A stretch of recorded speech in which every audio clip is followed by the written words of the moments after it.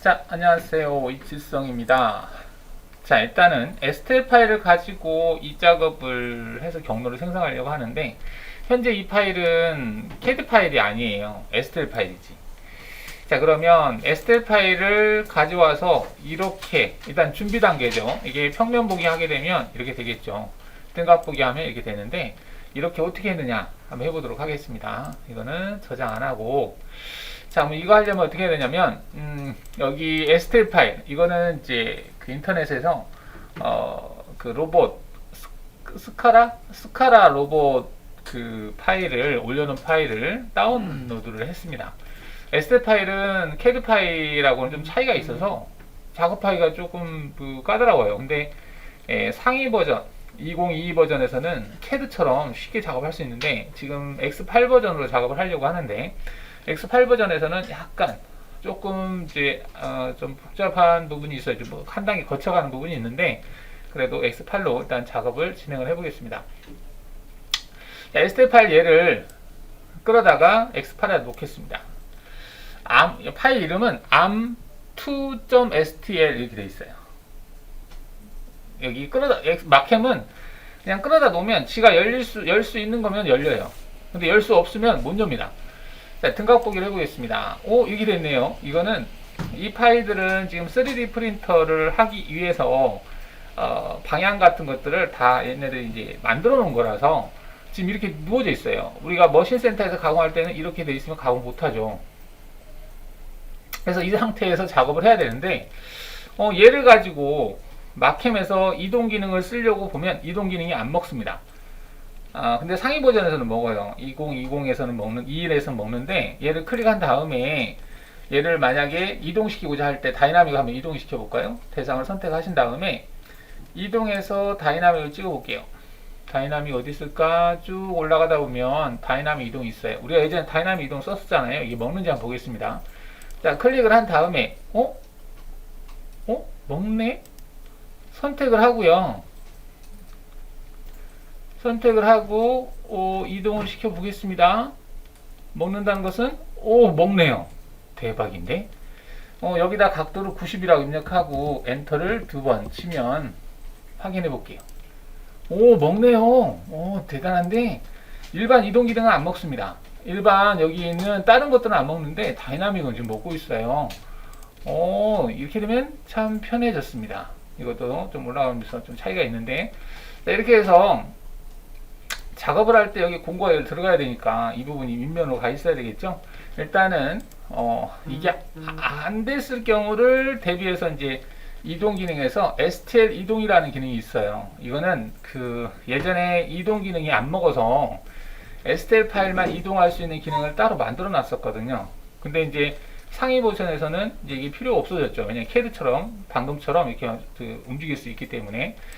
얘는 지금 렌더링한 상태에서는 솔리드인지 뭐 비슷하잖아요. 근데 얘를 와이어프레임으로 바꿔보면 전혀 다른 형태가 돼요.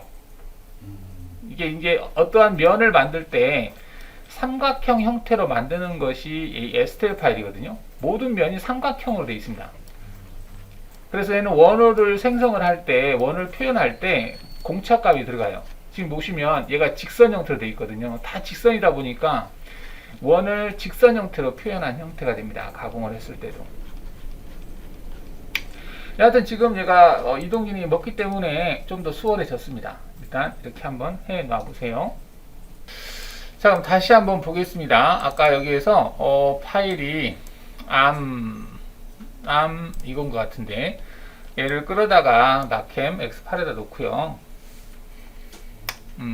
저는 편이동 기능이 안 먹는 줄 알고 다이나믹으로 했었는데, 이동 기능이 지금 먹고 있어서, 자, 등각 보기를 하게 되면 이쪽 부분이 지금 이제 평면이거든요. 평면이라고 하는 면인데요. 평면을 이렇게 돌려서 정면으로 보내겠다. 정면으로 보내겠다. 이렇게 하겠습니다.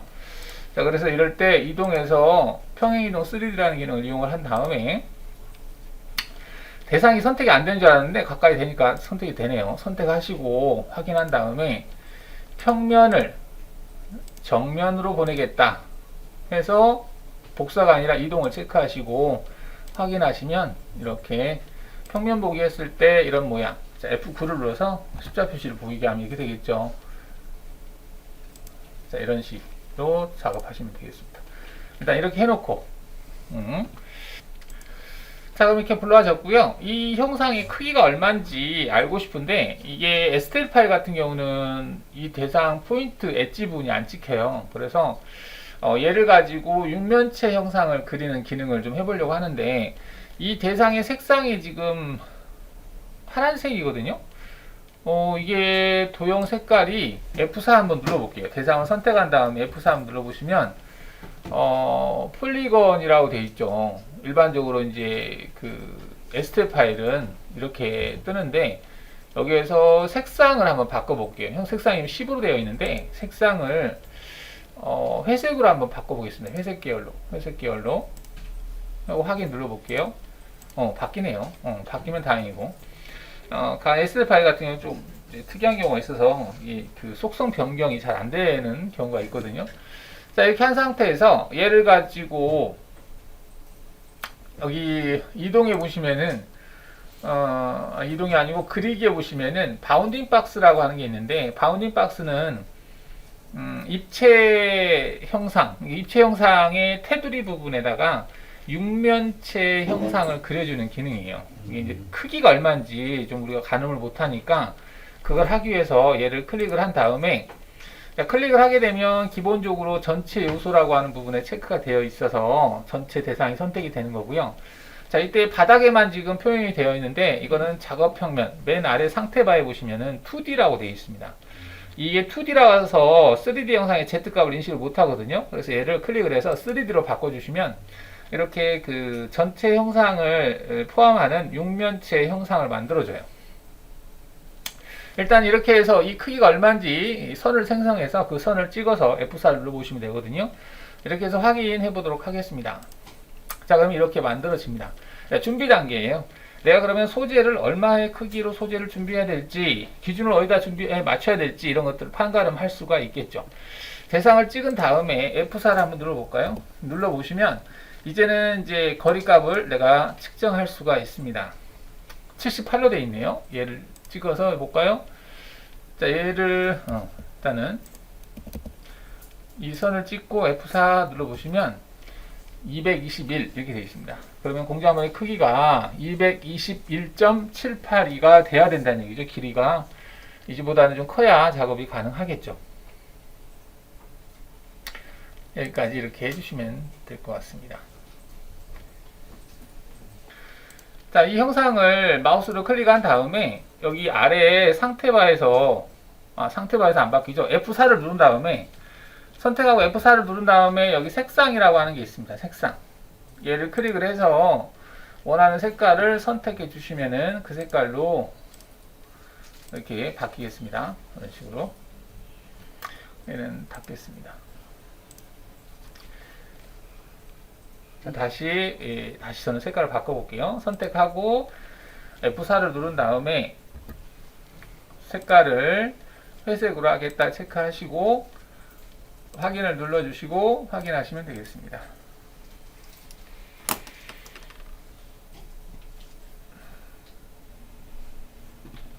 자, 그러면 이렇게 됐으면 자, 여기서 평면 보기 하면 이렇게 되겠죠. 정면 보기 해볼까요? 이렇게 됩니다. 그다음 와이어 프레임으로 보면 이렇게 되는데 정면 보기 했을 때 여기 가운데 보면 점 하나가 생겼을 거예요.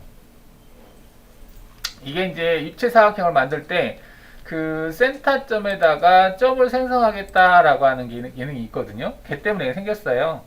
자, 근데 이 그 점의 위치를 좀 알았으면 좋겠어요. 점의 위치. 점의 위치를 왜 알려고 하냐면 우리가 보통 3D 형태를 작업할 때 이 공작물의 가운데에 있는 게 좋거든요. 근데 뭐 이 점이 있으니까 사용하려고 그랬는데, 그리고 상단에 원점이 있는 게 좋아요. 위에. 지금은 원점이 아래에 있잖아요. 아래에. 원점을 여기다 잡고 그 다음에 가운데다 잡는 게 좋습니다. 왜 그러냐면 한쪽에다가 잡으면 이게 한쪽으로 쏠려요.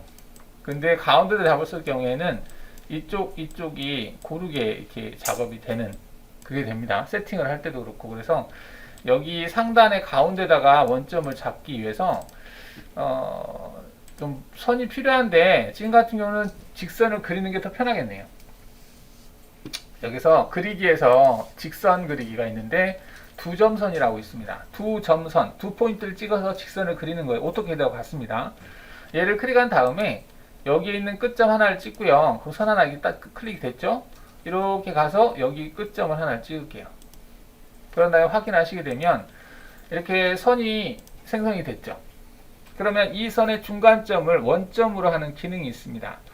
이 중간점을 원점으로 하겠다. 그러면 도형이 다 글로 이동을 합니다. 그 기능을 사용을 하려고 해요. 너무 빨라서 못 따라오나? 지금 선을 그렸거든요. 선을 그렸어요. 선. 혹시 못 따라오신 분은 손을 들어서 얘기를 하셔야 됩니다. 자, 나가겠습니다. 그러면. 자, 그러면 여기 이동해서 원점으로 이동이라는 기능이 있습니다. 이 기능은 뭐냐면 내가 현재 모델링 영상들이 작업 화면에 있는데 내가 저걸 클릭하고 원점으로 이동을 클릭한 상태에서 원점으로 하고자 하는 포인트를 찍으면 그 지점이 원점으로 형성이 되기 위해서 도형들이 다 이동을 해요. 현재 보이는 것들이 다. 자, 해보겠습니다. 원점으로 이동을 체크한 다음에 원점으로 하고자 하는 포인트가 이 선의 중간점이야. 지금 마우스 갖다 대면 직선의 가운데 X자가 표시된 게 있는데 이게 중간점을 표시하는 기호입니다. 이 상태에서 오수냅이 잡힌 거예요. 클릭을 하시면 이렇게 바뀌어요. 그러면 평면 보기를 해보면 가운데에 지금 얘가 위치한 걸 볼 수 있죠. 정면 보기 했을 때도 제로 상단이 원점으로 되어 있는 걸 볼 수 있죠. 평면 보기 자동 배열하면 가운데로 오죠. 그 다음에 우측면에서 봤을 때도 우측면 보기 했을 때도 제로 상단이 원점으로 되어 있는 걸 볼 수 있죠. 그 다음 등각 보기 이렇게 하게 되면 되겠습니다. 자동 배율. 자, 이건 이제 지금 하고 있는 것은 경로를 생성하기 전에 위치를 어떻게 하면 좀 더 잘 할까, 좋게 할까, 편하게 할까 그거에 따라서 맞춰주시면 됩니다. 저는 지금 이게 좀 편해서 이렇게 한 건데 뭐 이게 아니다 싶으면 여러분 편할 때 하시면 돼요. 자, 그리고 이 선은 더 이상 필요 없을 것 같습니다. 그래서 지우겠습니다. 딜리트. 그렇죠? 이 면하고 같이 겹쳐 있는 부분에서는 선이 선택이 안 된다고 그랬죠? 그럴 땐 Shift를 누르고 하시면 되겠고 여기 허공에서 솔리드가 없는 데서 선택해 주시면 되겠습니다.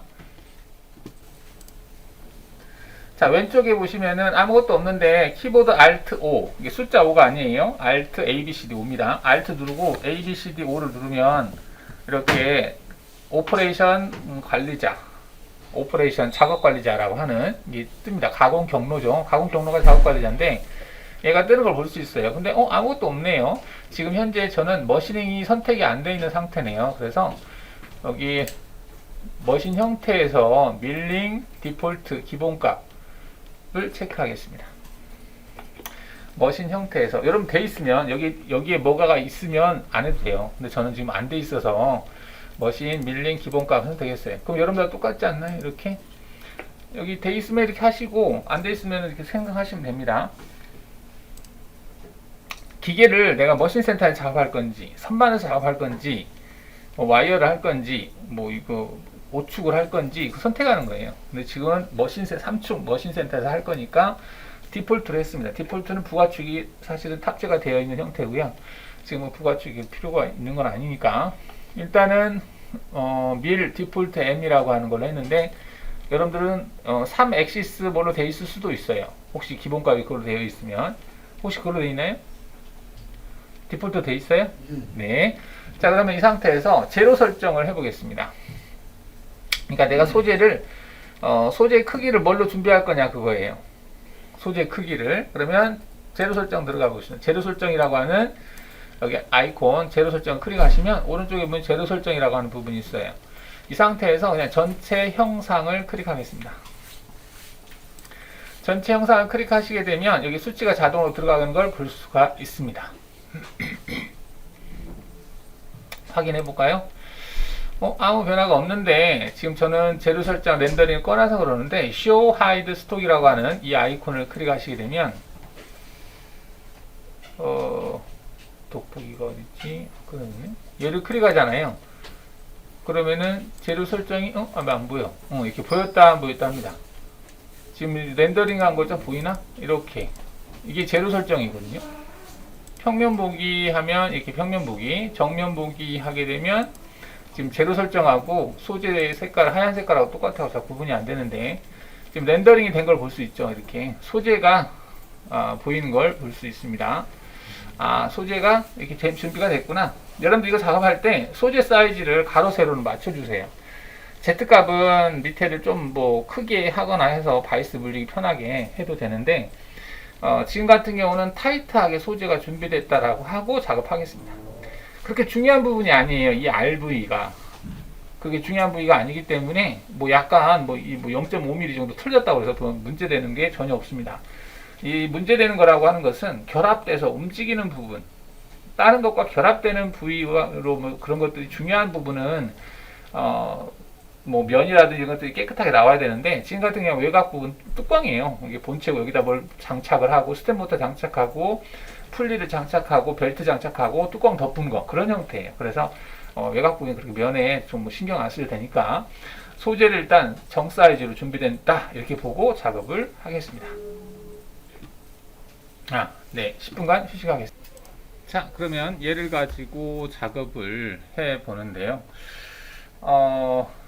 이게 이제 상위 버전에서는 이 STL 파일의 엣지 부분 여기에 선을 생성하는 기능이 있어요. 그래서 얘가 선이 생성이 되거든요. 근데 지금 X8에서는 지금 그 기능이 없네요. 그래서 얘는 CAD 파일이 아니기 때문에 얘네들이 시스템에서 끝단을 인식을 못해요. 경로를 생성하는데 그렇습니다. 그래서 일단은 이 예제는 일단 이렇게 하고 다음 예제부터는 제가 끝단 부분을 생성한 파일을 여러분들한테 드릴게요. 생성되어 있으면은 얘를 가지고 다양하게 작업을 할 수 있는데 지금 같은 경우는 얘가 제한이 되어 있다 보니까 이 선이 안 잡히다 보니까 2D 작업은 못해요. 2D 작업을 하려면 이 선이 필요하거든요. 그래서 이제 2D 작업 못하고 일단 3D 작업으로 진행을 하겠습니다.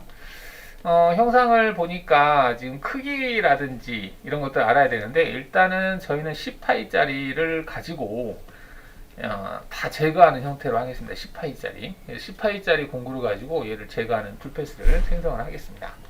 자, 소재는 이렇게 설정이 되어 있고요. 자, 가공 경로에 들어가서 곡면 고속 가공 형태에서 최적 영역이라고 하는 게 있습니다. 최적 영역, 최적 코어, 최적 영역이 있는데 일단 이 기능을 가지고 그냥 전체를 쑥 타버리겠습니다. 시간이 어떻게 걸릴지 모르겠는데 일단은 이걸 하는 걸로 하겠습니다. 자, 최적 영역 찾았나요? 최적 영역 얘를 클릭하겠습니다. 자, 여기서 드라이브 곡면을 선택하시오라고 떠있죠. 무엇을 가지고 가공할 거냐, 무엇을 어떠한 형태를 가지고 작업할 거냐, 마우스를 일단 갖다 댔을 때 인식을 하면 얘가 되는 거예요. 근데 지금 인식을 하잖아요. 그래서 클릭하겠습니다. 그러면 지금 노란 색깔로 되어 있는 부분이 선택이 된 거예요. 그래서 쟤를 가지고 경로를 생성하는데 저 형상 안으로는 안 들어가게 그 밖에 있는 살들을 다 제거하겠다 이렇게 보시면 돼요. 자, 여기서 확인하겠습니다. 자, 여기서 드라이브 대상 곡면이 선택된 걸 볼 수 있는데요. 여기서 드라이브 대상 곡면이라고 하는 것은 뭐냐면 어떠한 대상을 가지고 공구가 따라가게 할 거냐 이거예요. 현재 이 그 면이 있으면 공구가 이렇게 보랜듬이 됐든 평행듬이 됐든 가잖아요. 즉 갈 때 이 면을 따라가거든요. 우리가 자동차를 타고 드라이브 한다 하잖아요. 바퀴가 도로를 굴러가잖아요. 이런 의미로 생각하시면 됩니다. 바퀴가 땅속으로 들어가지는 않잖아요. 도로 속으로 들어가지 않고 도로 표면을 따라서 쭉 가죠. 그런 개념으로 생각하시면 됩니다. 그래서 보통 이제 경로를 탄다라는 얘기를 하거든요. 탄다라는 얘기는 이 공구가 어떠한 대상 면을 따라가는 거예요. 그걸 탄다라고 합니다. 경로를 생성한다 이런 개념으로. 그래서 드라이브 대상 곡면은 이 솔리드 형상이 선택이 됐고, 자, 여기에서 영역이라고 하는 내용이 있어요. 영역. 자, 영역은 뭐냐면 그러면 이 대상을 가지고 경로를 생성하는데 어느 범위 내에서 바운더리, 라바리 우리가 이런 영역을 설정을 해서 이 안에서만 경로를 생성해라. 여기에서만 경로를 생성해라. 여기에서만 경로를 생성하라. 어떻게 제한을 두는 거예요. 그거를 이제 여러분들이 파워밀 그 스텝 교육에서 아마 바운더리라고 하는 용어를 얼핏 한 번씩 들어봤을 거예요. 그냥 플레이를 시켰다 하더라도. 그게 이제 경로를 생성할 때 그 생성된 영역인데 우리나라 말로는 영역이고요. 외국 말로는 바운더리, 일본 말로는 나와바리 뭐 이렇게 되는 거예요. 그렇게 생각하시면 되겠습니다. 자, 그래서 여기 영역을 선택을 눌러서 우리가 얘를 만들어 놨잖아요. 선을. 이게 선이 아니면 지금 이 솔리드에서 선택할 수가 없어요. 그래서 얘가 있기 때문에 여러 가지 선택을 하는데 이때 이제 그냥 클릭을 하시면은 얘가 체인 기능으로 되어 있어요. 체인이라고 하는 것은 연결된 게 바로 선택되는 게 체인이라고 그랬죠. 얘를 한번 찍어 볼게요. 하나, 둘, 셋. 자, 근데 체인이 더 이상 안 가죠. 체인이 진행을 안 하는 이유가 뭐냐면 이 체인이라고 하는 것 기능은 내가 선택한 대상의 끝나는 지점에서 시작하는 대상이 하나만 있어야 돼요. 근데 얘가 지금 밑으로 가는 것도 있고 얘도 있어요. 둘 중에 어떤 거냐라고 물어보는 거예요. 브랜치라고 하는 것은 끝 지점이에요. 분기점이란 뜻이거든요. 분기점이 도달했다. 그러면 다음 대상이 뭐냐? 선택해라 이 말입니다. 그럼 얘를 선택해야 되겠죠. 이렇게. 여기까지 갔어. 여기 또 물어보네. 또 선택하고. 또 물어보네. 또 선택하고. 그러면 두 개가 이렇게 만났죠. 그러면 영역이 형성이 되죠. 그럼 다 된 거야. 이렇게. 이렇게 해서 확인을 하셔도 돼요. 그런데 이렇게 하지 않고 한 번 클릭으로도 선택할 수 있는데요. 지금 선택한 걸 다 취소하는 것은 여기 전체 취소예요. 네, 전체 취소하고 다시 한번 선택해 볼게요. 자, 맞습니까? 네, 맞습니다. 취소하겠습니다. 자, 어떻게 선택하면 되냐면 여기 보면 작업 평면이라고 하는 걸 찍잖아요. 그러면 현재 작업 평면이 XY 평면으로 되어 있기 때문에 XY 평면이 아닌 대상 도형은 선택하지 않습니다. 작업 평면으로 선택하고 내가 얘를 찍잖아요. 그러면 한 번에 선택이 돼요. 왜 선택이 안 되지?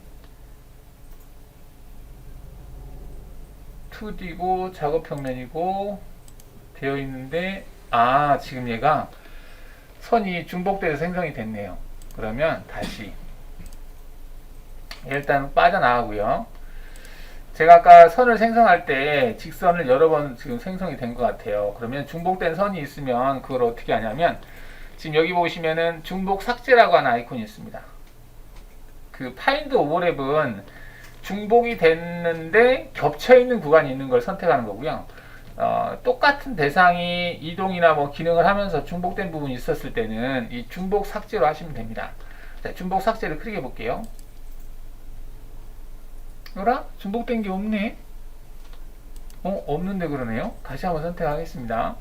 자, 가공 경로에서 공면 가공 여러분들은 안 해도 돼요. 아까 했으면 최적 영역 선택하고 대상 찍고 확인하고 공구 중심 영역을 선택할 때 작업 평면을 체크하고 대상을 찍으면 이렇게 선택되는 게 맞아요. 근데 아까 안 됐었잖아요. 여하튼 이렇게 해서 한 번에 이게 선택이 됩니다. 근데 아까처럼 뭐 3D로 해놓고 여러 번 찍어도 돼요. 그 종점 위치에서 다음 선택해 주면 되거든요. 일단 여하튼 이렇게 선택이 됐으면 확인하겠습니다. 확인. 지금 하는 것은 공구 중심 영역을 선택한 겁니다. 바운더리라고 해도 되겠죠. 자, 그러면 여기서는 다 선택이 됐고요. 확인하겠습니다. 지금 하는 것은 대상 드라이브 공면하고 어느 범위 내에서 경로를 생성할 거냐, 작업 영역, 공구 중심 영역을 선택한 겁니다. 공구 중심 영역이라고 하는 것은 공구가 생성되는 영역이란 뜻이잖아요. 공구 중심 영역이니까 항상 공구의 중심 끝이 기준입니다. 그래서 공구 중심을 기준으로 해서 영역을 설정해요. 그래서 확인하겠습니다. 자, 혹시 여기까지 못 따라오시는 분? 네, 있네요. 잠깐 멈추고 하면 되는데 여러분들은 아까 하는 거 왜 아까 머뭇거렸냐면 설정이 이제 달라서 그러는데 이제 그 설정에서 환경 설정에서 아마 여러분들은 가공 경로 관리자에서 이 부분이 체크가 되어 있을 거예요. 이 부분이 체크가 되어 있기 때문에 경로를 생성할 때마다 NC 이름을 물어봐요. NC 이름을 뭘로 할 건지. 근데 저는 귀찮아하고 체크 껐거든요. 그러다 보니까 여러분들이 저하고 다르기 때문에 지금 물어보고 계시는 분 계시는데 얘를 제가 체크해 볼게요. 체크하고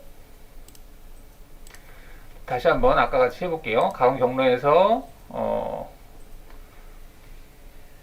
여기서 최적 영역을 체크하고 이게 뜬다는 얘기죠. 이게 뜨니까 지금 가만히 계셨는데 이거는 NC 이름이라고 해서 NC 경로를 생성했을 때 그 경로의 이름을 물어보는 겁니다. 뭘로 할 건지.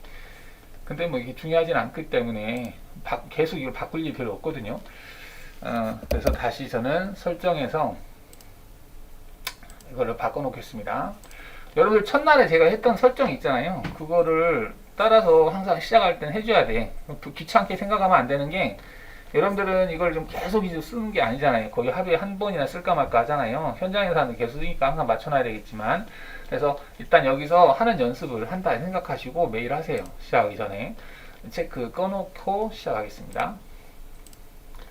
자, 그러면 다시 가공 경로에서 공명 고속 가공 경로에서 최적 영역 체크하시고, 그럼 안 물어보죠. 그 다음 대상 선택하고 확인 누르고, 그 다음에 영역 선택을 눌러서 작업 평면을 체크한 다음에 이렇게 해서 영역을 선택하고 확인. 이렇게 확인. 지금 현재 이게 한 게 모든 경로에 다 적용이 됩니다. 이 순서가. 그래서 한 번만 경로를 생성하면 그 다음은 다 똑같아. 3D라고 해서 더 쉬워요. 2D보다. 내가 신경 쓸 게 없거든. 한번 해놓으면. 자, 이렇게 해서 그 다음에 여기 공구에 들어가겠습니다. 공구는 제가 18위짜리 평행림을 쓴다고 그랬죠. 18위짜리 평행림을 만들도록 하겠습니다. 여기서 오른쪽 마우스 클릭해서 공구 생성, 새 공구 생성. 목록에서 불러와도 되는데 목록에서 불러오면 번호가 좀 이상한 번호로 돼 있어서 큰 번호로 돼 있어서 새 공구 생성을 클릭한 다음에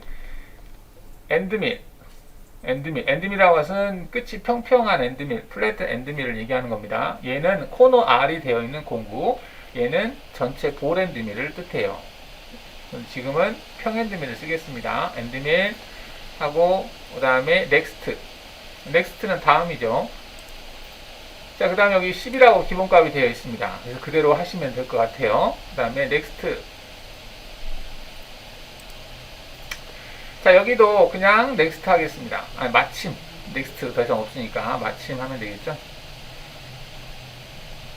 마침 하게 되면 여기 18일짜리 공구가 들어오고 1번으로 공구 번호가 들어오는 걸 볼 수 있죠. 그 다음 여기 주축 회전수가 1000으로 들어와 있는데 주축 회전수는 3000으로 하겠습니다. 3000. 그 다음에 이송 속도는 1000으로 하겠습니다. 1000. Z축 이송 속도도 1000으로 하겠습니다. 1000. 자, 3000에 1000. 기본적으로 여러분들 플라스틱 가공할 때 18일짜리 평행드밀은 3000에 1000이 기본이다. 이렇게 생각해 주시면 돼요. 3000에 1000에서 18보다 작다 그러면 4000, 5000, 18보다 크다 그러면 2000 이렇게 생각하시면 돼요. 이게 작으면 RPM은 빨라지고 크면 RPM은 줄어든다 이렇게 생각하시면 되겠고요. 일단은 이송값은 일단 1000을 기준으로 해서 좀 빠르게도 할 수 있고 늦게도 할 수 있고 뭐 여기서 2000 정도 넣어도 되는데 이거는 공작물을 고정하는 방법에 따라서 좌우가 돼요. 공작물을 꽉 완벽하게 물었다 그러면 2000을 줘도 전혀 상관이 없습니다. 근데 피드값이 빠를수록 부하가 많이 먹으니까 공작물이 튀어나가요. 여러분 작업하다 보면 여러분 한 번씩 튀어나가야 돼. 그래야 이렇게 하면 안 되네, 다음에 잘해야 되겠네, 이렇게 되는 거지. 그래서 일단은 조건은 3000에 1000이 기본이다 이렇게 생각하시면 되겠습니다. 자, 절삭 조건에 들어가겠습니다.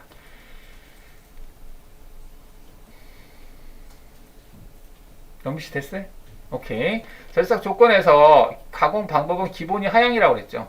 기본이 하향 절삭입니다. 이제는 범용은 생각하지 말고, 여러분 아직 범용이 쪽수로 남긴 남았지.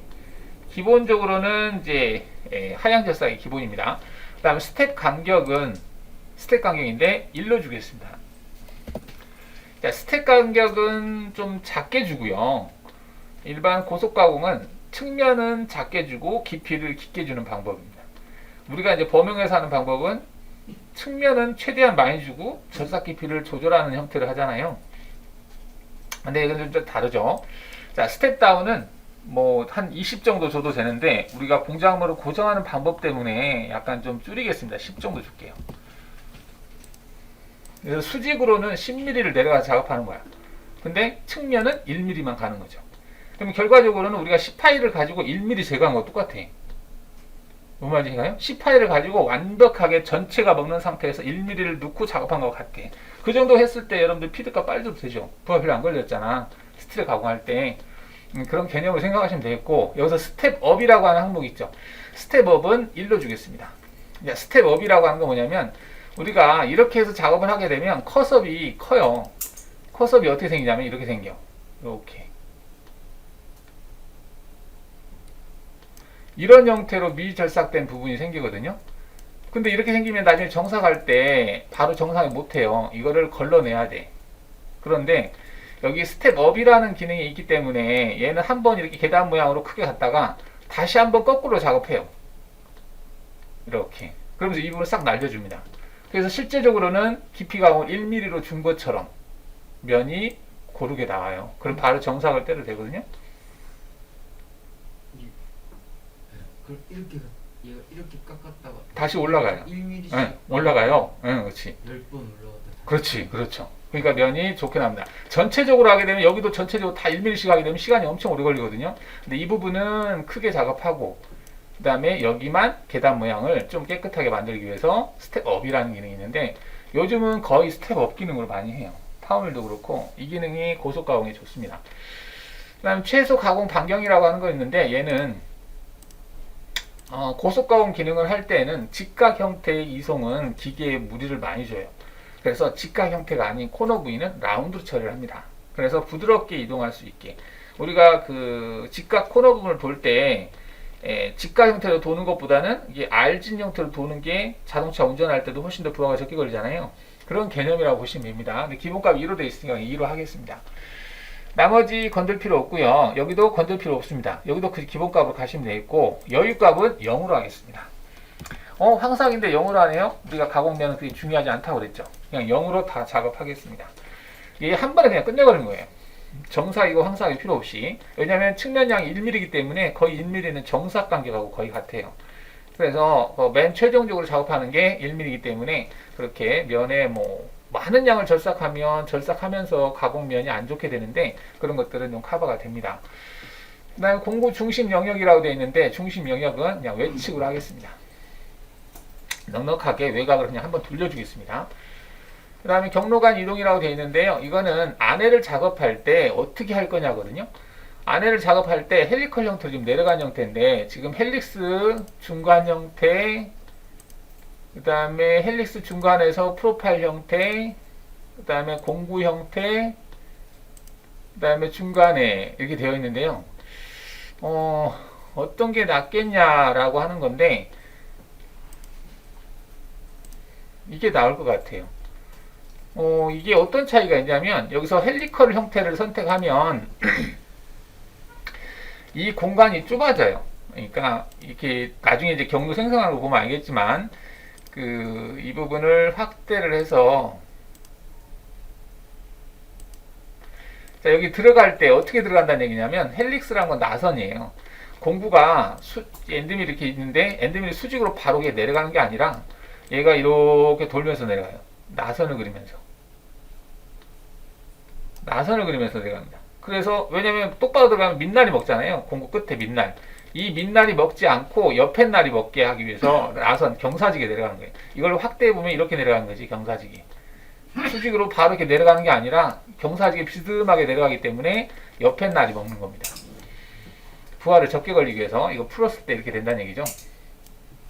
근데 왜 헬릭스를 안 쓰고 아까처럼 프로파일 형태를 쓰냐? 헬릭스를 쓰면 이 공간이 좁아요. 좁아서 칩 배출이 잘 안 돼. 특히 플라스틱이라서 칩 배출이 안 되니까 녹아서 붙어버려요. 최대한 이 부분을 크게 해야 되거든요. 그래서 이거보다는 여기 있는 이 형태가, 자, 이 형태는 여기 있는 윤곽 형태를 축소해 놓은 형태를 따라가면서 해요. 그래서 조금 더 공간이 좀 넓게 형성이 됩니다. 그래서 이걸로 체크를 했어요.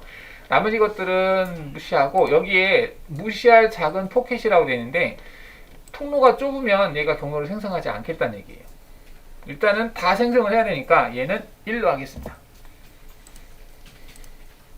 1이라는 얘기는 아주 좁은 부위, 공구보다 약간 1파이 정도 큰 영역은 생성하지 않겠다. 이 정도면 경로가 거의 생성되지 않아요. 그래서 한 1 정도로 주겠습니다.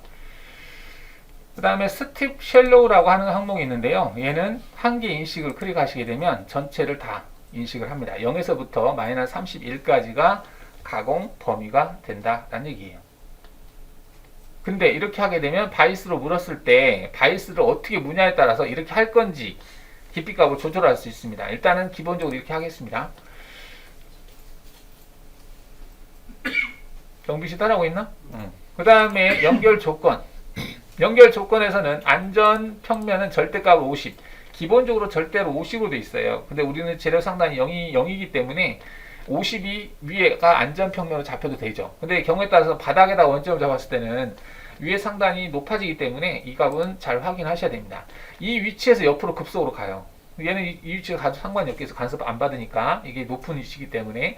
근데 공작물이 밑에가 원점으로 잡혀 있고 공작물이 50보다 더 컸을 때는 이 위치에서 옆으로 가면서 부딪히니까 안 되겠죠. 그래서 지금은 이대로 하도록 하겠습니다. 자, 그 다음 여기 보면 전체 수직 뽑기라고 되어 있는데요. 여기는 최소 수직 뽑기, 여기가 최소 거리, 이걸로 하겠습니다. 자, 이거는 형상을 얘가 인식을 해서 형상을 회피하면서 움직인다는 얘기예요. 이때 조심할 거는 꼭 이거 체크하세요. 이송속도 출력을 체크하십시오. 이송속도 출력이라고 하는 것은 여기 경로와 경로를 이동할 때 이 경로를 G00이라고 하는 급속으로 출력할 건지 아니면 G01이라고 하는 절삭 이송으로 출력할 건지인데, 나중에 그럼 G코드 설명할 때 좀 설명은 되겠지만 G00이라고 하는 것은 위치 결정이라는 기능이라서 도중에 가는 그 형태는 무시해요. 그러다 보니까 이송속 직선 형태가 아닌 비직선 형태로 이동할 수 있습니다. 그래서 충돌이 발생할 수 있어요. 그래서 G00은 별로 좋지 않습니다. 그래서 G01은 얘가 직선 형태로 경로를 생성해줘요. 보관 기능이 되어 있기 때문에. 그래서 일단 G01로 모든 대상 이동 경로는 생성하는 걸로 하겠습니다. G01이지만 속도가 12,500이기 때문에 엄청 빨라요. 거의 급속 이동 속도가 거의 같습니다. 자, 이렇게 체크해 주시고요. 그냥 나머지 부분은 됐고, 자, 여기에서 트리밍 최소화라고 되어 있는데요. 안 하겠다라고 하세요. 전체 경로 가공. 이거는 이제 모서리 부위를 이게 고속 가공으로 작업하다 보면 모서리 부위를 생략하고 약간 알진 형태로 하겠다는 그런 개념인데, 다 하겠다. 그냥 모든 부분을 다 하겠다. 모서리 부위도 하겠다라고 체크하겠습니다. 이게 이제 거의 정사하게해서 한 번에 끝낼 거기 때문에 이렇게 주고요. 자, 그래서 호 거르기 공차라고 하는 게 있습니다. 호 거르기 공차는 경로를 생성했을 때 얘는 점 데이터로 생성이 돼요. 점 데이터라는 얘기는 공차가 지금 100분의 2호라고 되어 있는데 100분의 2호만큼 면을 잘게 쪼개서 그 면과 면 사이의 위치를 직선 형태로 생성하겠다 이 말이에요. 그러면 경로와 경로 사이가 엄청 짧게 생성이 될 수 있습니다. 0.1mm 단위로. 그럼 0.1mm 단위로 하면 10mm를 이동하는데 100블럭이 필요해요. 데이터가. 그러니까 기계가 잘 못 따라올 수가 있습니다. 그래서 이거를 이제 거르기라는 항목을 클릭해서 일정 공차 범위 내에서 전체 공차가 지금 100분의 2호라고 되어 있는데 원래 황상만 할 때는 황상 여유값을 여기다 집어넣으면 되는데 지금 황상만 하는 게 아니라 전체적인 정삭 경로까지 감안하기 때문에 이대로 그냥 가겠습니다. 이거는 정삭을 했을 때의 공차예요. 자, 여기서 이제 직선과 원호 거르기라고 하는 건 뭐냐면 점 데이터를 어느 정도까지는 공차 범위 안에 들어오면 그냥 이어버리겠다는 얘기입니다. 점간 데이터가 너무 짧았을 때는 기계가 무리가 많이 가기 때문에 점간 거리를 길게 해주겠다는 얘기예요. 자, 이 값은 50%로 하겠습니다. 지금 제가 하는 것은 항상 똑같아요. 그래서 한 번만 여러분 봐두면 나머지 그 대상은 모델링 형상하고 바운더리만 바꿔주면 됩니다. 깊이라든지. 그래서 지금은 좀 어렵게 느껴질 거예요. 근데 다 똑같기 때문에 그냥 이 상태에서 도형만 바꿔주면 돼요. 그래서 이거 해놓고 이게 스무스는 대충 처리하지 않겠습니다. 자, 이렇게 해서 다 끝났네요. 확인하시면 됩니다. 자, 확인 눌러볼게요. 자, 확인 눌렀으면 여기서 바로 지금 계산을 하고 있어요. 근데 계산하고 있는 모습이 안 보이는데 여기 뷰라고 하는 부분에서 보시면 다중 작업 처리 관리 표시라고 하는 게 있는데 얘를 클릭하면 현재 작업하고 있는 상황을 보여줍니다. 여러분들 컴퓨터는 아마 멈출 수도 있어요. 경우에 따라서. 자, 이게 다 기다려야 돼. 이게 하고 있는데 막 이것저것 하면 얘도 열받아서 안 해요. 그러니까 이게 다 끝날 때까지 좀 기다리세요. 다 되면 95% 됐네요. 근데 컴퓨터가 좋을수록 빨리 되겠죠. 아직도 훨씬 남았네.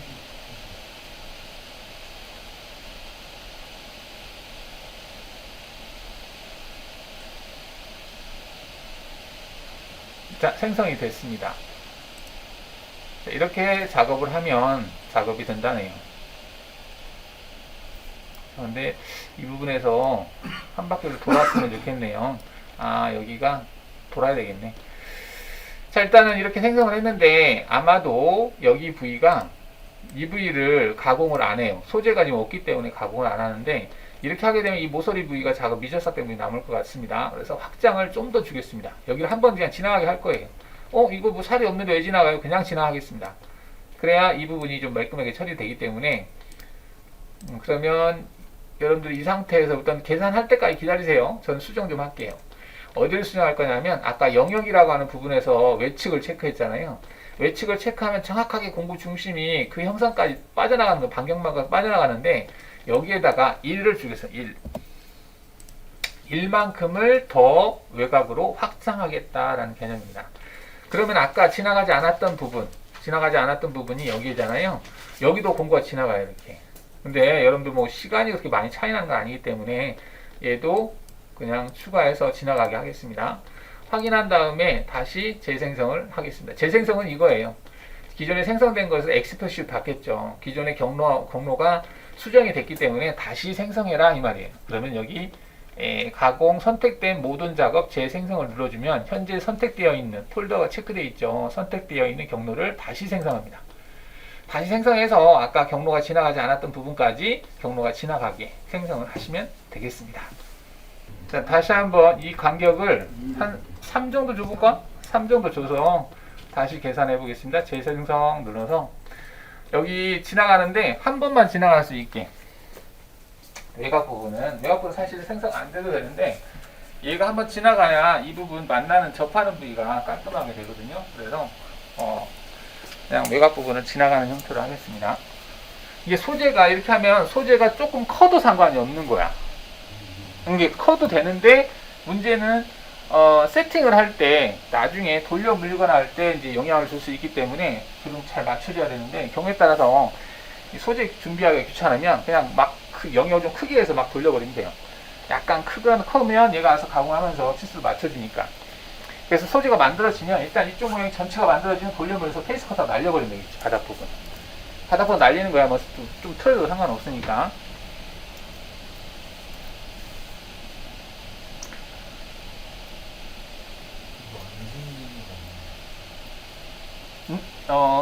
이렇게 화면 들어봐야지 제대로 보여. 아직도 안 생기네요. N은 생겼는데. 그래요? 평면 보기 해보겠습니다. 이건 이 손값이구나. 얘 지금 안 생기네요. 지금 코너 알 때문에 여기 R이 지금 2를 잡았잖아요. 2를 줬기 때문에 지금 영향을 받는 것 같아요. 그래서 그냥 2니까 4인데 4R이 만들어져야 되는데 그냥 5를 주겠습니다. 고속 가공은 일반 가공하고 좀 다르게, 일반 가공은 이렇게 해서 매측으로 하면 생성이 되거든요. 근데 지금 얘는 여기 생성이 안 돼서 약간 크게 주겠습니다.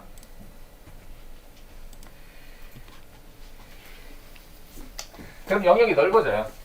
가공하는 영역이 넓어지는데, 일단 이 부위에 생성이 안 되니까 여기는 그 깊이 가공이 10으로 되어 있기 때문에 그냥 10에서 지나가기 때문에 그 경로가 많이 지나가지 않아요. 한번 쑥 지나가고 하기 때문에 시간이 그렇게 많이 걸리지 않기 때문에 그냥 생성하겠습니다. 자, 이렇게 하게 되면 어떤 형상이든지 방금 이 방법으로 하면 다 제거돼요. 그냥 정석까지 다 끝나는 거야. 근데 이제 하고 나서 미절삭된 부분이 있으면 그 부위만 따로 어떻게 제거할 건지 이제 드릴 작업은 해줘야 되겠죠. 드릴 작업이라든지 그런 부분은 추가로 하도록 하겠습니다. 공구가 10이다 보니까 구멍 부위에 못 들어가는 부분이 있을 수 있어요. 그런 부분은 이제 파이가 좀 작은 걸로 작업을 하고요.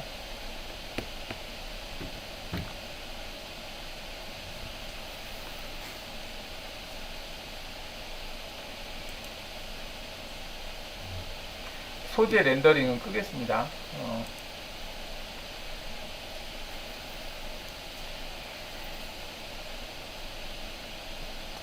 이 컴퓨터가 좀 이제 좋으면 경로 생성 빨리 해요. 뭐야, 왜 이렇게 많이 냈지?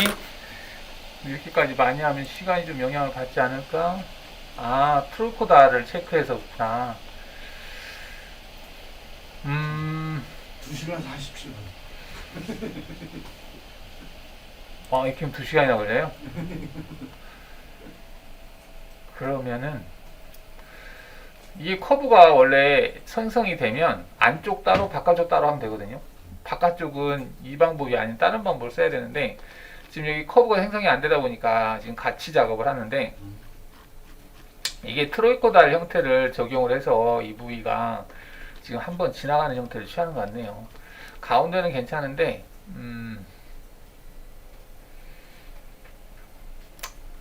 트로이코달이 뭐예요? 트로이코달은 여기 경로를 보시면은 100% 공구가 부하를 먹는 것을 방지하는 기능이에요.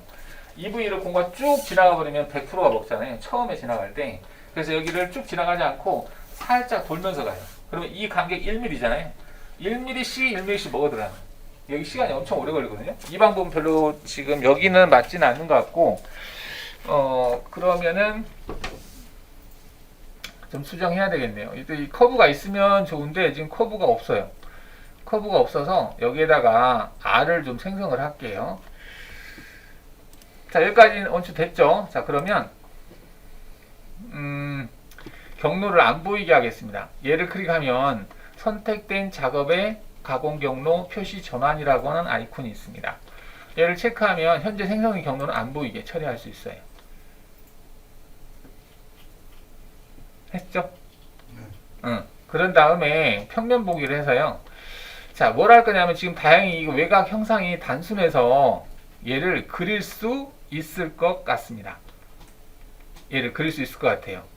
어떻게 그리냐면 현재 얘를 체크하고 F4를 눌러보시면 얘만 클릭하고 F4를 누르면 길이 값이 나올 거예요. 길이가 78이에요. 맞나요? 네. 78을 2로 나누면 얼마가 있을 겁니다. 그래서 78이라는 값을 일단 기억하고 계시고요. 자, 여기서 그리기에서 필렛에서 싱글 필렛을 체크하신 다음에 필렛은 직선과 직선을 만나는 위치에 필렛을 주는 거잖아요. 얘를 클릭한 다음에 여기에다가 R 값에다가 78 나누기 2를 하세요. 엔터 치면 39라고 계산이 되네요. 78 나누기 39 맞나? 39라고 돼 있죠. 39로 해놓고 여기에 노 트림을 체크하겠습니다. 이거는 지금 트림을 하겠다는 얘기거든요. 트림을 노 트림으로 하겠습니다. 노 트림. 노 트림으로 하게 되면 기존에 있던 대상 도형을 수정하지 않고 그냥 필렛만 생기는 거예요. 이 상태에서 얘와 얘를 체크하면 이렇게 생깁니다. 얘와 얘를 선택하고요. 여기도 얘와 얘를 선택합니다. 여기도 얘와 얘를 선택해요. 확인하시게 되면 지금 이 외곽선이 없어서 지금 그 기능을 못 썼던 기능들이 있거든요. 그래서 얘를 만들었어요. 되나요? 필렛? 생성한 거? 다시 보여줘야 돼? 이거 돼? 생성돼요? 한번 할게요. 시간이 자, 언두 하시고 필렛을 할 때 여기 노 트림을 했는데 트림하겠다고 다시 바꿀게요. 트림을 하겠다라고 체크하시고 클릭하시면 선이 없어져요. 없어지는 거 볼 수 있죠. 이게 선이 없어졌잖아요. 다시 얘와 얘를 클릭을 해서 확인해 주시면 되고요. 여기도 얘와 얘를 선택해서 얘와 얘를 선택해서 확인해 주시면 됩니다. 자, 이렇게 해서 공구 중심 영역을 얘로 선택하려고 해요. 이걸로. 공구 중심 영역을 얘로 선택하면 바깥에는 경로가 생성이 되지 않습니다. 공구 중심 영역을 뭐로 선택하는 이제 공구 중심 영역을 선택할게요. 우선 이렇게 만들어 놓고 Shift 버튼 눌러서 대상을 선택하면 연결되어 있는지 알 수 있습니다. 자, 이게 생성이 됐다면 아까 여기에서 공구 중심 영역을 위에 있는 사각형으로 선택했잖아요. 근데 얘로 바꿔줄 거예요. 그리고 아까 외측으로 해놨는데 이제는 내측으로 바꿀 겁니다. 그러면 안에서만 경로가 생성된다라고 보시면 돼요. 복잡하죠? 왜냐하면 외곽에 생성된 경로가 너무 불필요한 경로가 많이 생성이 됐어요. 그래서 이렇게 한 거예요. 됐나요? 네. 자, 그러면 여기 도형을 클릭합니다. 자, 클릭해서 도형 클릭해서 공구 중심 영역이라고 하는 부분 있죠. 아까는 이 부위에서 사각형 형태를 선택했잖아요. 그러면 이 취소를 누른 다음에 다시 얘를 클릭을 해서 지금 오브라운드라고 하는데 이 타원처럼 생긴 거 얘를 체인으로 선택을 하겠습니다. 자, 삭제 누르고 여기 선택을 눌러서 방금 얘 그린 거 얘를 선택합니다. 공구 중심 영역이 얘로 바뀐 거예요. 바꾸겠다는 얘기야. 아까는 이쪽 모서리가 선택되어 있었기 때문에 이 부위에서 경로가 생성을 하기 위해서 했던 건데 그렇게 하니까 여기도 너무 불필요한 경로가 생성이 돼서 이쪽으로 해서 내측으로 하고 바깥쪽은 또 따로 다른 방법이 있어요. 경로 생성하는 방법. 그 방법을 사용하려고 합니다. 확인하겠습니다. 그리고 확인. 자, 그러면 이제 공구 중심 영역을 바꿨고요. 조건에 들어가서 아까 외측으로 되어 있었는데 그거를 내측으로 바꾸겠습니다. 여기 조건을 클릭하셔서 조건을 클릭하셔서 외측으로 되어 있는 것을 내측으로 바꿀게요. 조건 지금 하고 있는 거지? 이 조건을 클릭하셔서 여기 중심 영역이 지금 외측으로 해놨잖아요. 이거를 내측으로 바꿀게요. 내측으로 바꾸고 이 옵셋 값은 0으로 하세요. 0. 기본적으로 0이니까. 자, 이거 내측으로 하게 되면 내가 선택한 대상 체인에서 공구 반경만큼 안에서부터 경로가 생성하겠다는 얘기예요. 이렇게 하고 확인하고 다시 재생성을 눌러줍니다. 그러면은 아까 외곽에 생성됐던 경로가 안쪽에서만 생성이 되는 걸 볼 수 있어요. 이렇게 하는 게 맞습니다. 외곽과 안쪽은 지금 조건이 좀 달라요. 현재 상황을 한번 보면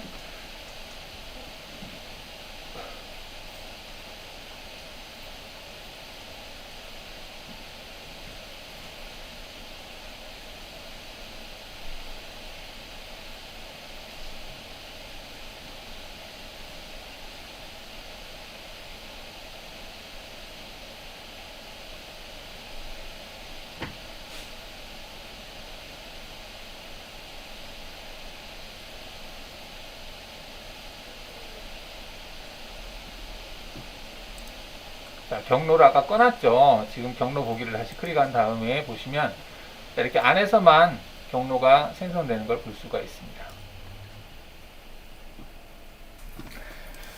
자, 작업했던 게 지금 이렇게 파일이 되어 있어요. 그죠? 파일이 되어 있고, 자, 여기에서 우리가 지금 여기 끝단에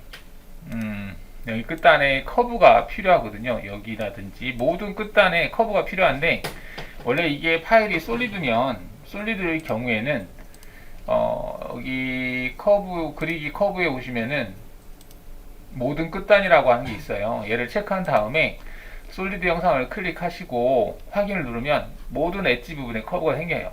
근데 지금 얘는 솔리드가 아니기 때문에 솔리드도 아니고 서페이스도 아니기 때문에 선택이 안 돼요.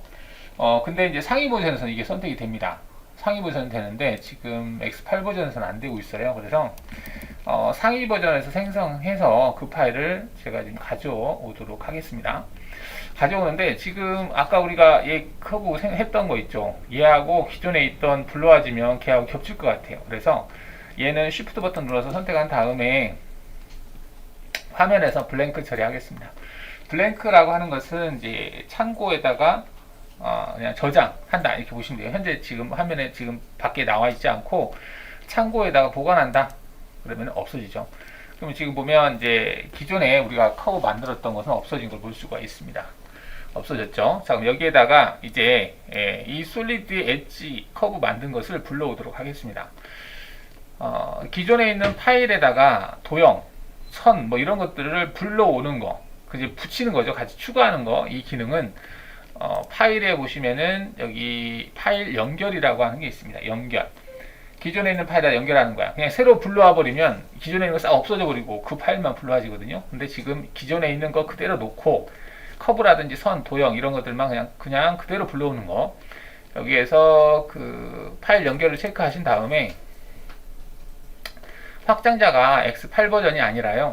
그거는 쭉 내려서 모든 올 파일로 체크하시고 바탕화면을 체크하시고 바탕화면에 제가 STP라고 하는 것은 스텝 파일을 얘기해요. 스텝 파일은 솔리드, 서페이스, 커브 뭐 이런 것들을 저장할 때 쓰는 건데 여기 STP라고 하는 제가 USB 드렸죠. 이 파일을 열기를 누릅니다. 자 그러면 이처럼 기존에 있는 그 STL 파일의 그 끝단 부분에 선이 이렇게 생성된 것이 불러와지는 걸 볼 수 있습니다. 자, 이렇게 해서 확인하시면 되겠습니다. 이 작업이 좀 번거롭죠. 이게 요즘 나온 소프트웨어들은 이런 생성하는 기능이 있는데 예전에는 이 생성하는 기능이 없어서 STL 가지고 작업하는 게 제한이 있었는데 요즘은 좀 제한이 많이 없어졌죠. 자 그러면 이제 안쪽 부분은 작업을 했는데 바깥 부분을 작업을 해야 돼요. 바깥을 작업하는데 이 테두리 선이 필요합니다. 이거 하고요. 그리고 맨 위에 있는 Shift 버튼 눌러서 얘가 필요해요. Alt 2를 해볼까요? 그 다음에 경로는 안 보이게 하겠습니다. 이렇게. 자, 평면에서 보시게 되면 이런 개념이 되겠습니다. 등각 보기 하면 이렇게 되겠죠. 지금 이것만 보이게 했습니다. 여기하고 밑에. 자, 여기서 제거해야 될 영역은 얘가 되겠고요. 그리고 남겨져야 될 영역이 얘가 됩니다. 그러면 얘가 알아서 교집합, 차집합 감안해서 제거돼야 될 부위를 인식을 해요. 그러니까 제거돼야 될 부위가 여기가 되겠죠. 이 부위에서만 경로가 생성을 하는 기능이 있습니다. 2D 기능이죠. 이거는 이제 아까는 3D 기능으로 했지만 2D 기능을 이용해서 작업을 하겠습니다. 여기까지 됐나요? 아니요. 자, ESC 눌러서 선택 취소하고요. 자, 다른 것들은 지금 보일 필요는 없으니까 이것만 보이게 해서 작업하겠습니다. 현재 히든, Alt E, 히든 기능으로 하고 있는 거예요. 자, 가공 경로에서 뭘 할 거냐면 2D 고속 가공에서 다이나믹 영역이라고 하는 게 있습니다. 다이나믹 영역. 그래서 얘를 체크를 하시고요. 체인을 선택하는데 가공 영역이라고 되어 있는 부분이 있습니다. 가공 영역은 어디냐? 이거는 재료 형상이에요. 재료 형상 밑에 있는 거죠. 전체 제거해야 될 부분을 선택하라는 얘기입니다. 그 다음에 여기 회피 영역이 있는데 회피 영역은 얘를 선택하는 거예요. 회피라고 하는 것은 가공하지 말아야 될 영역이에요. 그러니까 전체 영역에서 가공하지 말아야 될 영역을 찍어주면 돼. 그럼 얘는 이 부분을 찍어주면 되고 얘 같은 경우는 얘를 찍어주면 된다. 이렇게 되는 거예요. 나머지는 뭐 우선 지금 선택할 필요 없는 거고. 자, 해볼게요. 자, 가공 영역을 선택하시고 얘를 찍어주고 이렇게 화살표 방향은 상관없습니다. 확인. 됐죠? 그 다음에 가공 영역 전략이라고 되어 있는데 이건 외측에서. 외측이라고 하는 건 뭐냐면 밖에서 공구가 들어오겠다. 밖에서 공구가 들어오겠다라고 하는 게 외측이고요. 내측이라고 하는 것은 이 테두리 밖으로 벗어나지를 못해. 근데 외측은 밖에서부터 진입이 가능해요. 근데 내측으로 하면 안쪽에서만 돌아다니는 거야. 바깥으로는 못 나가고. 지금 같은 경우는 밖에는 지금 다 뚫려 있으니까 아무 데나 들어와도 되는 거잖아요. 그래서 바깥으로 외측에서라고 하는 걸 선택을 합니다. 그 다음 회피 영역은 선택을 해서 얘를 선택합니다. 회피 영역, 남겨져야 될 영역, 공구가 들어가지 말아야 될 영역을 뜻하는 거예요. 확인하겠습니다. 자, 확인. 됐나요? 그 다음 공구는 그대로 18짜리.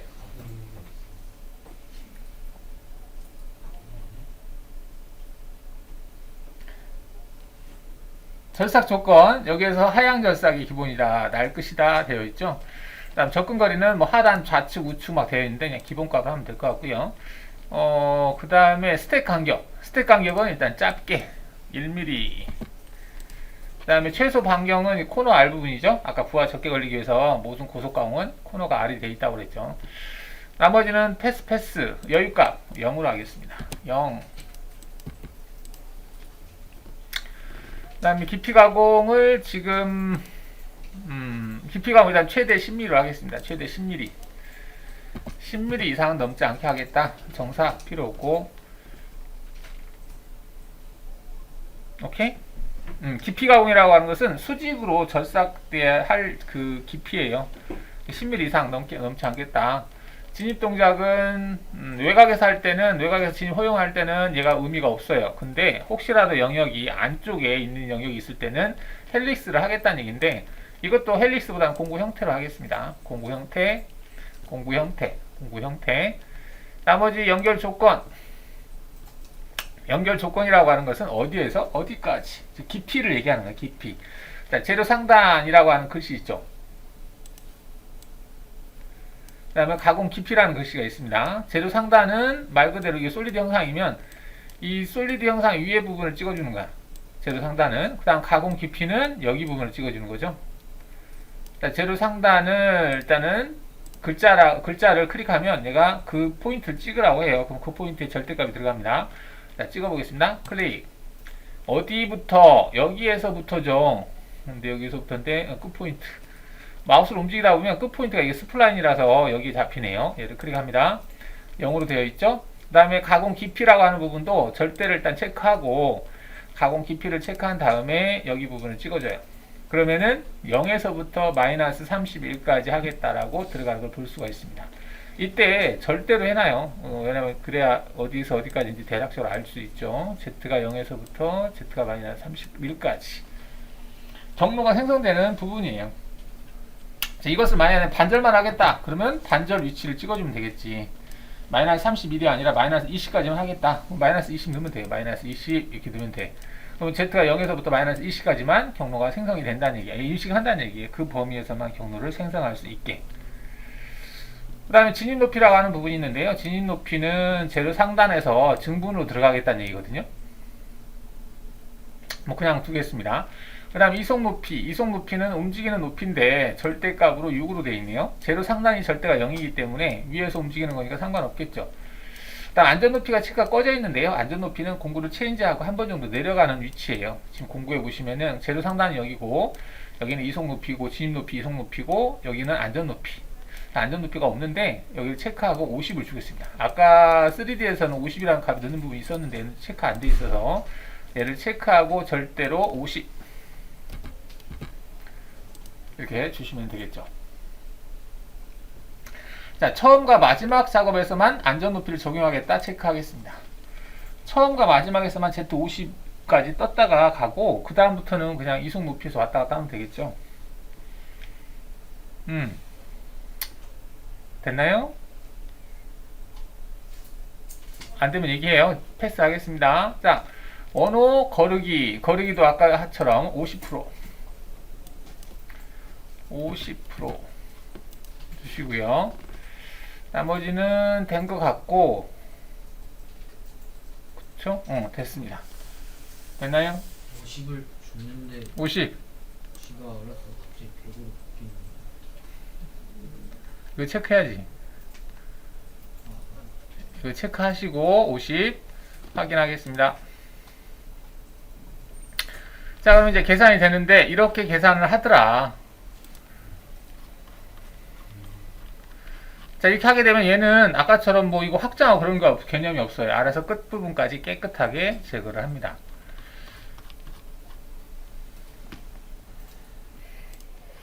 자, 이 부분에 지금 지나가는데 위아래가 약간의 오차가 나나봐요. 100분의 한 2호 정도 그 사이에 들어가나봐요. 그래서 생성이 되는 것 같은데 아마 여기 조건에서 걸러내는 부분이 있을 것 같습니다. 여기가 잔삭재료에서 하면 될 것 같기도 한데 어느 부위에서는 저거를 어디에서 할까? 아마도 일단 잔삭재료를 좀 바꿔보겠습니다. 체크를 하시고 공차를 입력하는 부분이 있을 텐데 미절삭 최적 계산 작은 미절삭 부위 무시라고 하는 부분이 있거든요. 이게 일단은 적용이 되는지 이걸 사용을 좀 해보겠습니다. 왜냐하면 이 부분이 위와 아래에 약간의 오차, 그 오차를 인식을 해서 이 부분에 지금 선을 생성한 거거든요. 여기 여긴 생성이 안 됐잖아요. 이게 두 개가 파일이 지금 위에 있는 도형이 우리가 가져온 거죠. 아, 위에 있는 도형을 기존에 있는 도형을 사용하면 이런 일은 없겠네요. 기존에 있는 도형은 얘와 얘가 높이가 같거든요. 옆에가. 근데 지금 약간 틀리다는 얘기야. 경로를 생성했다는 얘기는. 자, 하여튼 여기 부위를 인식을 못하게라고 하는 것은 절삭 부위가 아주 미묘할 경우에 미절삭 부위는 무시하겠다. 그러면 그 무시할 양이 얼마냐 이렇게 되는 거예요. 무시할 양을 한 0.05 정도 주겠다라고 해보겠습니다. 100분의 5 정도의 영역은 무시하겠다라고 해놓고 확인하겠습니다. 될지 안 될지는 일단 확인해서 재생성을 해볼게요. 재생성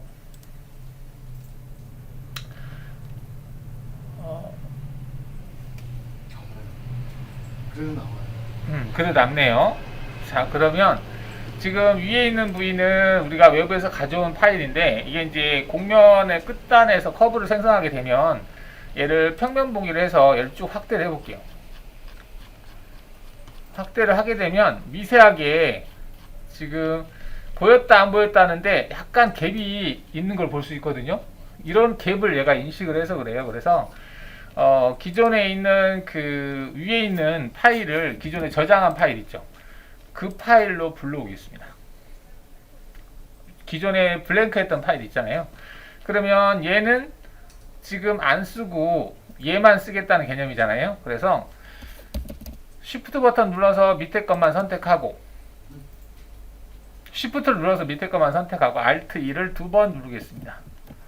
자, 그러면 밑에 것만 이렇게 선택이 되죠. 이건 지금 밑에 것만 선택이 된 거예요. 맞나요? 위에 거를 안 보이게 하려고 이렇게 한 거야. 경로는 잠깐 끄겠습니다. 결과적으로 밑에 있는 것만 보이게 하겠다는 얘기입니다. 지금 밑에 있는 것만 보이게 했어. 왜 이렇게 했냐면 블랭크 시켰던 아까 그 타원 형태 있죠. 걔를 풀러오겠다는 얘기야. 타원 형태는 얘하고 똑같잖아요. 똑같은 형태잖아요. 그걸 트림해서 우리가 만들었으니까. 자, 그러면 화면에서 언블랭크에 들어가면 아까 저장했던 파일이 있죠.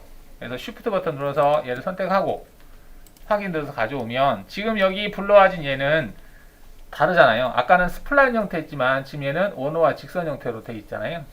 아까 처음에 여기서 사용했던 도형이야. 공구 중심 영역으로 썼던 도형을 불러왔습니다.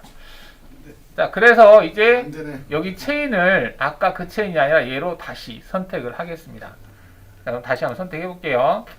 체인을 클릭한 다음에 현재 얘네들을 그래서 회피 영역에 해당하는 부분 있죠. 얘를 오른쪽에 있는 얘 취소를 눌러서 회피 영역을 지우고 기존에 선택된 걸 지우고 다시 선택을 눌러서 얘로 선택을 하겠습니다. 대상 회피 영역을 바꿔준 거야. 아까는 그 스플라인 형태, 즉 도형에서 추출할 때 스플라인 형태로 된 거였었는데 지금은 우리가 처음에 이제 직선과 원호되어 있던 거 있죠. 그걸로 다시 바꿔준 겁니다. 자, 확인하고 다시 한번 재생성을 하겠습니다. 자, 지금 같은 경우는 위하고 아래하고 높이가 같기 때문에 생성이 안 돼야 맞거든요. 자, 한번 보겠습니다. 자, 경로 보기를 하면 그래도 여전히 여기가 생성이 되네요.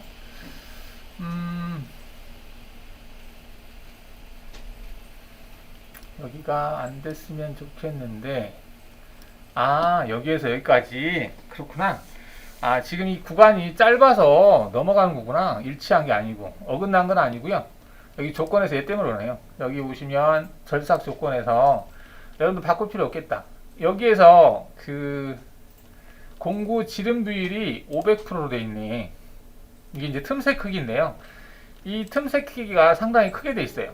이게 지름이 지금 10이니까 10에 대해서 500%면은 50이거든요. 그러면 그 틈새가 50보다 작으면 얘가 연결하겠다 이런 개념으로 보시면 돼요. 그래서 여기에서 보면은 이송에서 지금 경로와 경로 사이를 연결하는 기능이 이건데 안함을 체크하면 무조건 되고 뜨지 않고 작업을 하는 거고요. 뒤에 영역을 회피하겠다라고 하게 되면 그 영역과 영역 사이를 이동을 할 때 떠서 이동하겠다는 얘기예요. 그 다음에 이거는 영역을 회피하거나 거리가 초과될 때, 그 다음에 이거는 영역을 회피하고 거리를 초과할 때, 거리를 초과할 때가 있는데 여기 거리를 초과할 때를 체크해 놓고요. 거리가 초과됐을 때만 뜨게 하겠다. 이렇게 해주시면 됩니다. 평상시엔 뜨지 않고, 즉 여기 구간에서는 뜨지 않고 작업하는 게 맞고, 여기에서 여기 구간을 이동할 때 지금 뜨지 않고 가게 해놨기 때문에 얘가 그대로 타고 나가는 거거든요. 근데 여기서는 그냥 떴다가 옆으로 가라. 이렇게 하겠다는 얘기입니다. 그래서 거리값이 초과됐을 때 이 거리값을 우리가 지정을 해서 초과됐을 때만 이속 높이까지 안전하게 떠서 옆으로 가게 바꾸도록 하겠습니다. 도형이 겹쳐서 그런 건 아니네요. 자, 그럼 여기서 거리를 초과했을 때 체크하고 다시 한번 재생성을 해보겠습니다. 난 미세하게 이제 살이 남아있어서 그런 줄 알았는데 그건 아닌 것 같고요. 자, 이런 식으로 해서 작업을 했습니다. 그런데 마음에 안 드는 게요. 여기에서는 안 떴으면 좋겠어요. 지금 여기 뜨고 있잖아요. 여기에서만 뜨고 여기에서는 노란 색깔이 안 나오게. 노란 색깔이라고 하는 것은 급속이거든요. 얘가 안 나오게 하려면은 거리값을 조금씩 조절하시면 됩니다. 거리값이 지금 아까 500인가 그랬잖아요. 그 값을 조금씩 조절해서 거기 보면 거리를 초과했을 때, 즉 공구의 틈새 크기가 500이라고 되어 있는데 이 값을 키우겠습니다. 그냥 거리로 키울게요. 거리를 체크한 다음에 여기에서 오른쪽 마우스를 클릭해서 L이라고 하는 게 있는데 어떤 값을 넣어야 될 때 화면상에 존재하는 어떤 대상의 길이를 저 값으로 대체하는 기능이에요. 그래서 얘를 체크한 다음에 직선의 길이, 아까 그 원과 원 사이의 직선 길이 있잖아요. 그걸 선택하면 그 길이 값이 들어갈 거예요. 그래서 얘를 체크한 다음에 이 길이를 찍어줍니다. 이 길이가 43. 얼마네요. 이 길이를 초과했을 때는 띄우겠다 이런 얘기거든요. 근데 이 거리를 일단 이 값으로 놓고 확인해 볼게요. 다시 재생성해서 약간씩 조절해 가면서 이쪽 가운데 있는 부위는 떠서 가고 양옆에는 뜨지 않게 하고, 그럴 때를 거리값을 맞추시면 되겠습니다. 이 정도 되면 되겠네요. 이렇게 우리가 원하는 건 이런 형태예요. 여기서는 뜨지 않고 가는 게 우리가 원하는 거고요. 여기서는 뜨지 않고 여기에서 여기 갈 때는 떠서 움직이게, 이렇게 하시면 될 것 같습니다. 자, 여기에서 거르기를 하는 이유에 대해서 물어봐서 잠깐 한번 보겠습니다. 지금 현재 이거는 거르기를 한 경로고요. 뒤로 그대로 드래그해서 뒤로 복사 하나 할게요. 자, 이 경로는 거르기를 한 거고 얘는 조건을 바꾸겠습니다. 거르기를 하지 않은 걸로. 자, 복사할 때는 오른쪽 마우스를 클릭한 다음에 대상에다가 마우스를 갖다 놓고 오른쪽 마우스를 클릭한 다음에 드래그하면 이렇게 뭐가 따라와요. 이때 오른쪽 마우스를 띄고 뒤로 복사를 체크하면 복사가 돼. 이렇게 복사하는 방법이에요. 경로를 복사하는 방법. 이게 어려우면 그냥 오른쪽 마우스 클릭해서 복사한 다음에 그냥 오른쪽 마우스 클릭해서 붙여넣기 하셔도 돼요. 붙이기. 이렇게 해도 되는데 이제 드래그해서 하시는 방법이 있다는 얘기야. 필요 없는 것들은 지우고. 자, 해서 이제 복사를 했죠. 자, 복사를 했으면 조건에 들어가서 방금 복사한 것은 거르기 항목을 끄겠습니다. 어느 거르기 항목을 여기 체크를 끌게요. 그러면 100% 되겠죠. 끄고 재생성을 할게요. 자, 이렇게 하는 이유는 거르기를 한 것과 안 한 것의 차이를 보려고 그래. 거르기에 대해서 거리가 뭐냐 그거 물어보는 분이 계셔서 설명을 하기 위해서 제가 지금 하고 있습니다. 자, 조금 있어서 이제 3번이 재생성을 누르면 아까 2번은 거르기를 한 거고요. 3번은 거르기를 하지 않은 거. 왜 경로가 생성이 안 되고 있는 것 같다는 느낌이 들지? 지금 3번이 왜 생성이 안 돼?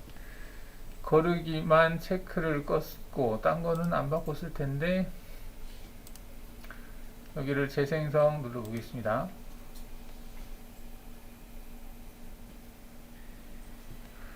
뭐라? 재생성 눌렀는데 반응이 없네. 얘는 지금 생성이 됐고 다시 딜리트, 위에 건가 보다. 자, 딜리트를 하고요. 얘를 다시 한번 복사하겠습니다. 뒤로 복사하고 조건 들어가서 거르기 항목 끄고 다시 재생성 누르겠습니다.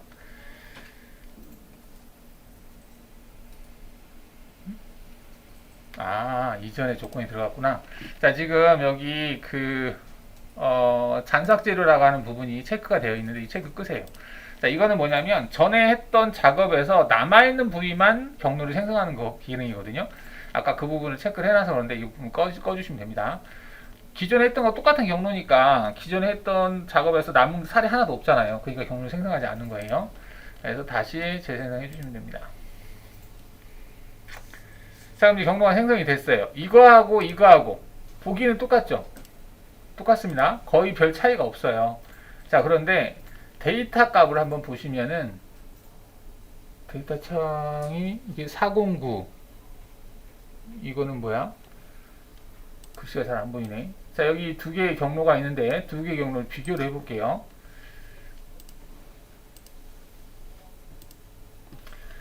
자, 여기 가공 경로 데이터를 한번 보세요. 와. 데이터가 이렇게 차이가 나는 이유가 뭐냐면 위에는 거르기를 했어요. 저 칠판에 보면 제가 잠깐 표시해 놨는데 이 경로와 경로 사이에 얘네들을 점 데이터로 출력해요. 근데 밑에 거는 이 점 데이터와 유사한 원호나 직선으로 바꿔줘요. 바꿔서 생성하는 기능입니다. 그 대신 이제 공차 값이 이제 더 들어가죠. 공차가 들어가기 때문에 계산하는 시간은 이거보다 이게 더 오래 걸려요. 왜냐면은 전체적인 공차 값은 커지거든요. 그게 뭐냐면 얘 같은 경우는 공차 거르기를 보시면은 얘가 더 많이 걸린다는 얘기죠. 얘는 지금 계산 공차, 가공 공차가 100분의 1, 2호가 되거든요. 그 다음 얘는 이제 거르기 공차가 100분의 1, 2호. 두 개를 합쳐서 100분의 2예요. 근데 밑에 있는 얘 같은 경우는 양 두 개를 합쳐도 이제 계산 공차가 100분의 2란 얘기지. 가공 공차가. 그러니까 가공 공차가 아까는 100분의 1이었는데 얘는 100분의 2이기 때문에 거의 2배 가까이 계산 시간이 걸려요. 하지만 이제 계산은 시간은 많이 걸리지만 실제 가공을 했을 때는 얘가 훨씬 얘보다는 경로 데이터가 작기 때문에 가공 시간은 더 단축이 될 수 있죠. 자, 그러면 경로가 자세하게 어떻게 차이가 나냐 볼게요. 자, 여기에서 그 가공 경로를 확인할 때 경로를 한번 클릭해 볼게요. 여기 경로를 클릭하고 경로 보기를 쭉 이렇게 했어요. 지금 보시면은 이게 점이 보이나? 이게 다 점이에요, 점. 이게 그 거르기를 안 한 거. 거르기를 안 한 경로는 이렇게 점 데이터가 많잖아요. 그런데 거르기를 한 경로를 볼게요. 거르기를 한 경로를 보면 점 데이터가 거의 없죠. 여기 점이 듬성듬성 있잖아요. 아까는 여기가 점점점점 있었잖아요. 이렇게 여러 개가. 그거를 거르기를 해서 얘가 원호나 직선 형태로 쭉 이어주는 거지. 즉 점이라고 하는 것은 기계가 움직일 때 거쳐가는 지점이에요. 공구가 여기 있다가 여기 있다가 여기 있다가 여기 있다가 이렇게 거쳐가는 지점인데 이 지점이 많다는 얘기는 얘가 갔다 이 기계라고 하는 건 가감속을 해요. 처음 시작했다가 멈추고 또 시작했다 멈추고 시작했다 멈추고 이런 작업들을 하거든요. 근데 이 작업들이 이 사이사이 거리가 많으니까 한마디로 우리가 서울에서 부산을 가는데 직행버스를 타고 가면 직행버스는 그 뭐랄까 마을마다 시마다 건쳐서 가잖아요. 고속버스는 논스톱으로 가잖아요. 처음에서 시작해서 끝까지. 그러니까 같은 거리를 가긴 가는데 어떤 것은 계속 거쳐서 쉬었다가 가는 거고 어떤 것은 한 번에 쭉 가는 거고 그런 차이야. 그러면은 이걸 하고 말고는 소재의 차이로 하는 거야. 근데 고속가공기는 굳이 얘를 거르기를 하지 않아도 기계 자체 내에서 점 데이터를 논스톱으로 쭉 가게 만들어주는 기능이 있어요. 이게 이제 일반 기계에서는 일반 머신에다는 그런 기능이 없는데 이제 요즘 나온 기계들은 기본적으로 그 기능을 탑재를 하는데 옛날 장비들은 그런 기능이 없어. 컨트롤러가 좀 사양이 떨어진다는 얘기지. 떨어져서 이런 점 데이터로 작업을 하게 되면 기계가 버텨나질 못해요. 가감 속에 있기 때문에 가다가 멈추고 하니까 실제 내가 피드값 이송 속도를 1000을 줬지만 실제 얘가 작업할 때는 30이나 50이나 이 정도밖에 안 나가요. 멈췄다가 갔다 하기 때문에 이게 직행하고 안행하고 그런 차이예요. 그래서 기본적으로 여러분들 고속가공 기능을 할 때는 항상 거르기를 체크하고 한다 이렇게 보시면 되겠습니다. 이 부분은 거르기를 안 했으니까 끌게요. 근데 고속가공 기능이 있으면 이렇게 해도 돼. 밑에 것까지 해도 알아서 얘가 커버를 해주는데 일반 머신센터는 그 기능이 없다. 자, 그러면 이거하고 이거하고 경로가 생성이 됐어요. 안에 부위를 작업하고 밖을 했는데 안에를 하고 밖을 해도 되고 밖을 하고 안에를 해도 되고 별 차이는 없을 것 같은데 순서에 따라서 차이는 있겠지만, 그래서 이 작업을 할 때는 바닥면을 먼저 하고 작업하는 게 좀 더 효과적일 것 같아요.